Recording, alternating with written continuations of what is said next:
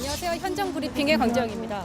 구의역 스크린 사고로 목숨을 잃은 고 김군, 태안화력발전소에서 일하다 목숨을 잃은 고 김용균 씨, 그리고 이천 물류창고에서 발생한 화재로 세상을 떠난 38명의 노동자까지 이런 산재가 반복되지 않기 위해서 시민단체와 일부 진보정당이 한자리에 모였습니다. 이들이 요구하는 건 뭘까요? 그들의 목소리 직접 들어보겠습니다.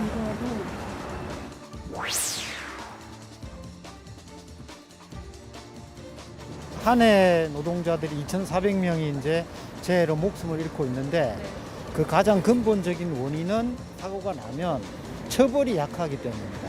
그래서 재해가 발생했을 때는 실질적인 책임자, 그다음 원청업체를 강력하게 처벌을 해야 이 문제가 해결될 수 있다. 그런 취지에서 이 법을 제정을 요구하고 있습니다.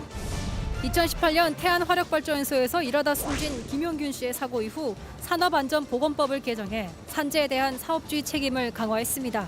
그럼에도 노동자의 사망 사고 끊이지 않고 있습니다. 올해 상반기에만 산재 사고로 사망한 노동자 1,100여 명에 달합니다. 현재 있는 산업안전보건법이 있잖아요. 그걸로는 좀 충분하지 않다고 보시는 거예요? 안전 규정의 문제를 넘어서서 살인죄에 해당하는 문제로 바라봐야 이 문제를 해결되기 때문에 그 개정만으로는 한계가 있다고 봤던 거고, 기업 재해라는 것이 단순한 산재의 어떤 사고가 아니라는 거에 대한 국민적 변화도 필요하고, 그동안 노동계에선 중대재해기업처벌법 제정을 촉구해왔습니다. 하지만 번번이 무산됐는데요.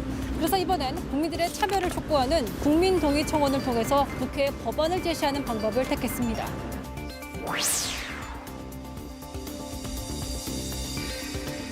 국회 내에서 이 중대재해기업처벌법이 발의가 되긴 했었는데요. 단 한 번도 진지하게 논의가 됐었던 적이 한 번도 없었습니다. 그래서 국회에게 이 법을 그냥 맡기기보다는 이 제도를 통해서 노동자 시민 10만의 힘으로 이 법을 국회 내에서 관철시켜보자. 10만 명 동의가 이루어지면 그게 어떻게 처리가 되는 거죠? 이 법을 법사위에서 논의를 하도록 할지 안 할지 이런 걸 결정하는 걸로 알고 있고요. 그럼 그게 만약 결정이 되면 법사위 내에서 이 법이 논의가 되겠죠. 중대재해기업처벌법과 비슷한 법들이 많이 발의가 되어 있는데 그 법들이 같이 토론이 되기를 바라고 있습니다. 이 같은 움직임에 정치권도 힘을 보탰습니다.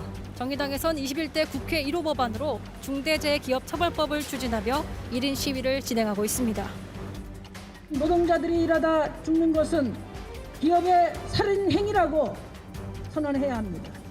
이번 정기국회에서 중대재해기업처벌법이 처리될 때까지 이 자리에서 1인 시위를 이어갈 것입니다. 더불어민주당 이낙연 대표도 지난 교섭단체 대표연설에서 중대재해기업처벌법의 처리를 강조했습니다. 해마다 2천여 명의 노동자들이 산업 현장에서 희생되십니다. 그런 불행을 이제는 막아야 합니다. 생명안전기본법, 중대재해기업처벌법 제정이 그 시작입니다.